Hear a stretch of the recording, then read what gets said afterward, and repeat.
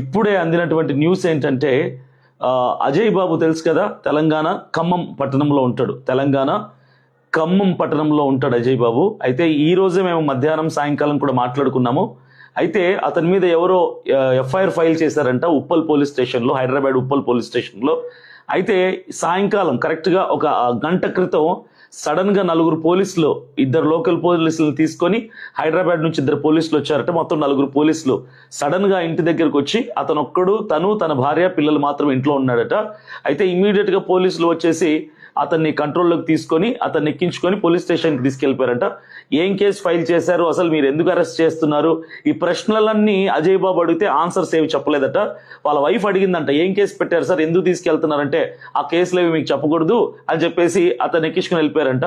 అతని ఫోన్ కూడా స్వాధీనంలోకి తీసుకుంటుంటే ఆ ఫోన్ కూడా తన భార్య దగ్గర ఇచ్చేసి వెళ్ళిపోయాడు. ఇప్పుడు అజయ్ బాబు ఫోన్ తన వైఫ్ దగ్గర ఉంది. సో ఇప్పుడు కంప్లీట్ గా అజయ్ బాబు పోలీసు వాళ్ళ కంట్రోల్లో ఉన్నాడు, అరెస్ట్ చేయబడ్డాడు. ఇప్పుడు నేను అడుగురు కూడా అజయ్ బాబు కోసం ప్రార్థన చేయండి. హైదరాబాద్ లో ఎవరైనా